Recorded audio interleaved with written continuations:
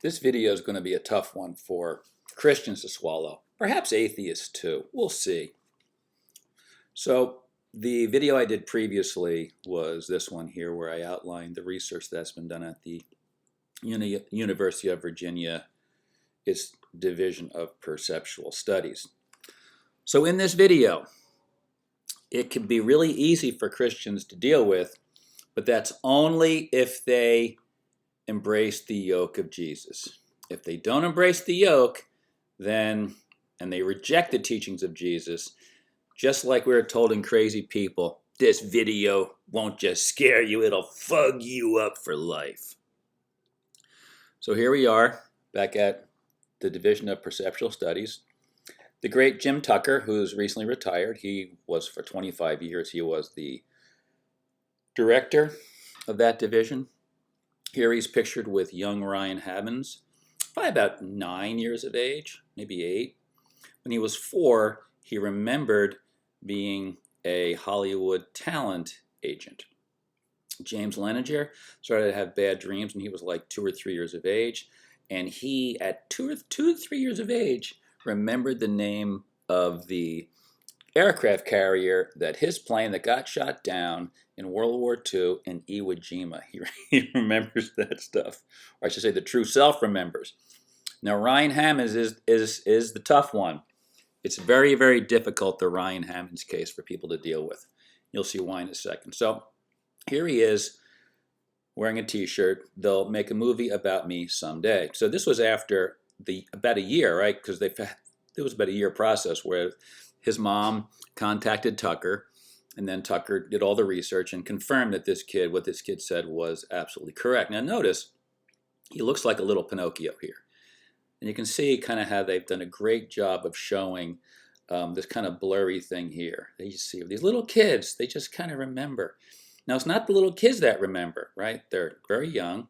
It's the true self that has yet to seamlessly fuse, so to speak, or seamlessly interface with the false self, the body. So you're looking at a little cute false self here, and here he is, an older false self. And you can see, if you were to say, you wouldn't readily pick out that this kid here is this guy over here, because we change. So when we're babies, so he still had his little baby look when he was 4 to 5 years of age. And that is when they remember. Now this is what the guy remembers. He remembers when he was 4 years of age, turning 5, he remembered being this guy here on the right side, Marty Martin, a false self. So the true self animating this false self named Ryan Hammonds today, right now, as you're listening to this true self remembers being in this false self. And he had 40 years in he called a waiting place, kind of like heaven, sort of. He remembered choosing his current parents. But what's the big deal killer here for Christianity? Well, an atheist too. I mean, if just in general. Well, I suppose some atheists would, but see, that's the problem with the whole atheism thing. Atheism is really like about being anti-Christian or anti-Abrahamic religion in America. I mean, an atheist, like, oh, this makes sense. Like if you're a simulation theory atheist, well, this would make sense to you. But anyway, the false self Jew died in 1964. And then 40 years later, the false self Christian was born in Oklahoma. And this kid, or this true self, and this little kid here, when he was a year younger than this, remembered details about this guy's life that nobody else could possibly know. For example, this guy was mistakenly said to have died at age 59. And in the superficial records that were available that they searched for, and the true self and the little kid goes, no, I was 61. There's a 2-year discrepancy. And the little kid was right, and he never left Oklahoma once. And remembered the street name, all kinds of stuff. It is the most incredibly confirmed case, or well-documented case of reincarnation that we have. And look what it shows us, that your religion and your genes mean nothing. Because we know that in Christianity, if you don't believe their beliefs, you're going to hell, right? Well, clearly a Hollywood Jew is not going to be running around doing Jesus stuff. And even if he did, why would he reincarnate? Or why would the true self then incarnate again in this new false self? Well, it becomes obvious once we look at the research that has been done by near-death experiencers that have spent time and have seen past lives during their near-death experience.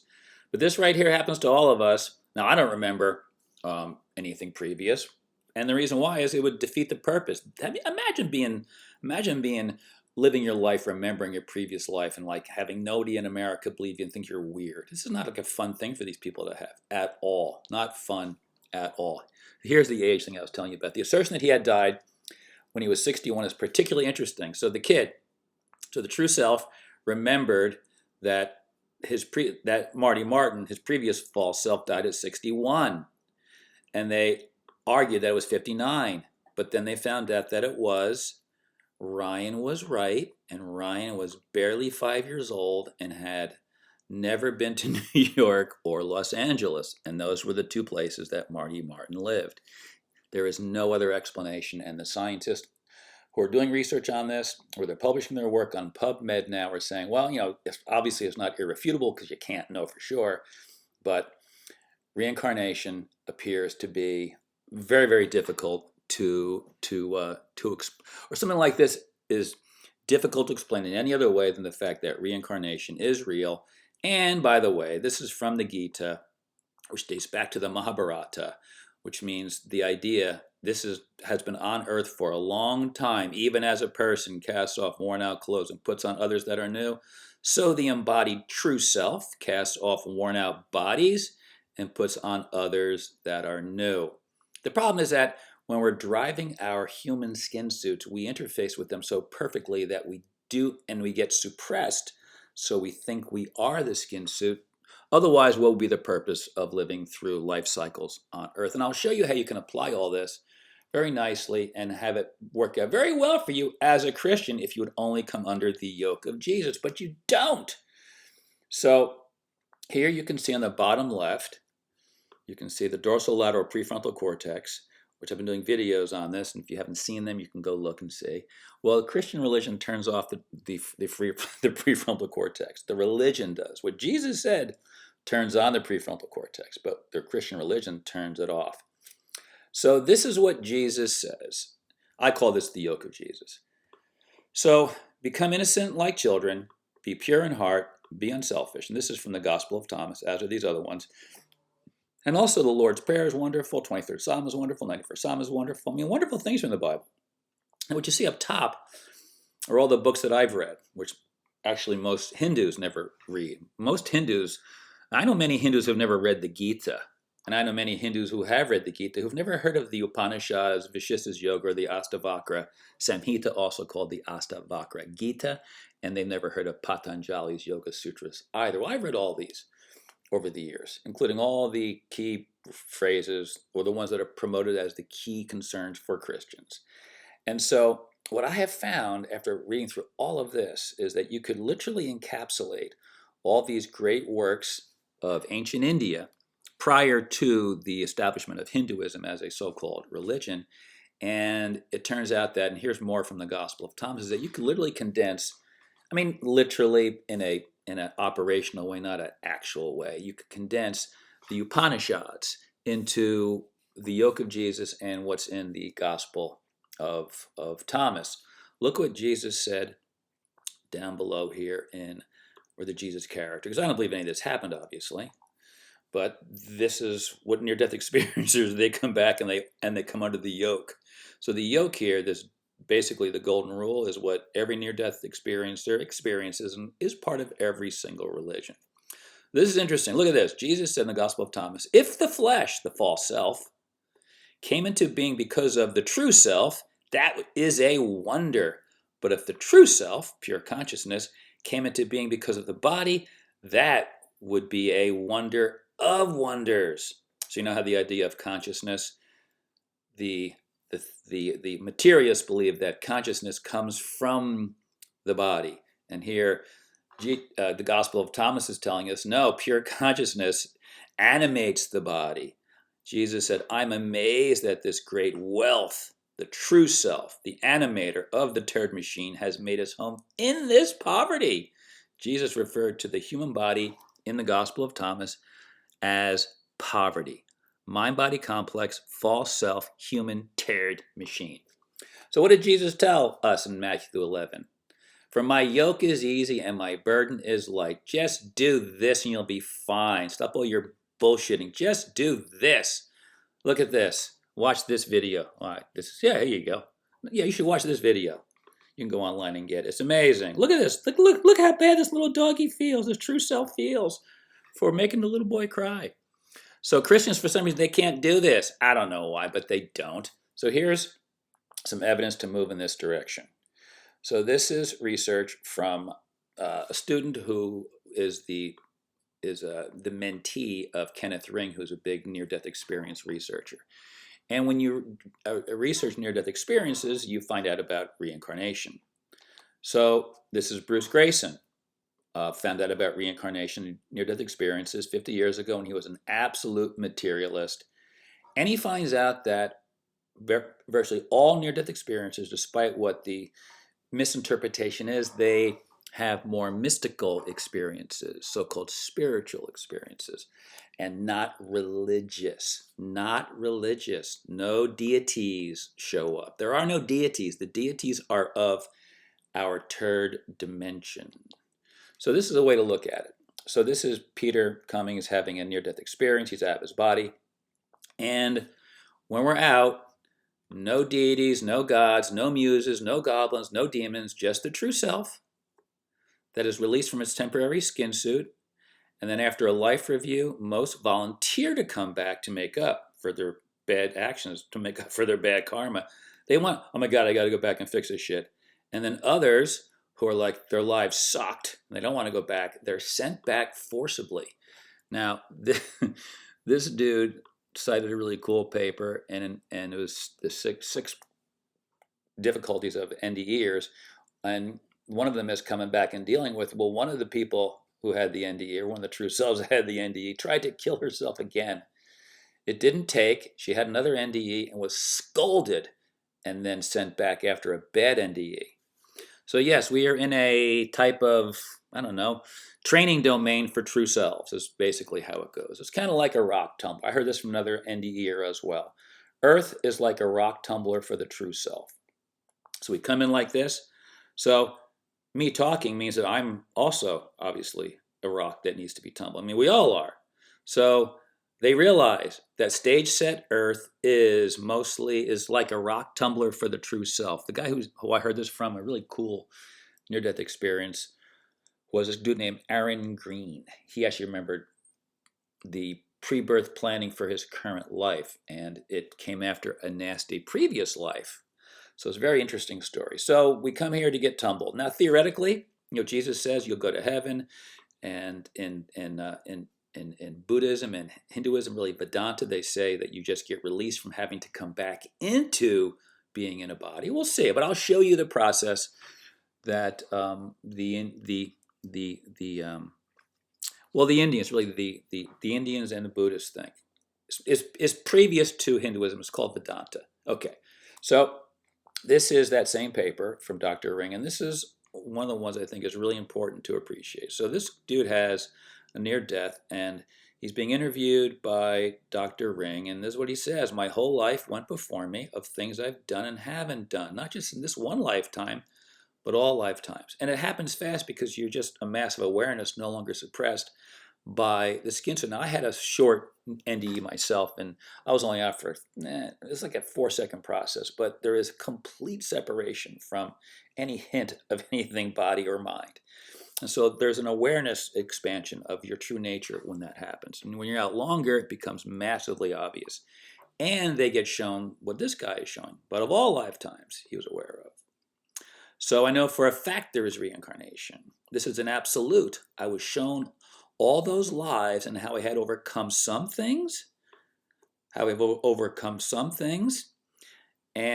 there's still some things to be corrected. So that's the best way to look at this. And there are many references in this paper dating back to as early as 1979. Here's Dr. Grayson from the University of Virginia. Look where they're being published. These papers were being published back in the 80s. Journal of Diseases of Children, American Journal of Psychiatry. So this has been published for a long time. Look at this, 1982, American Journal of Psychiatry.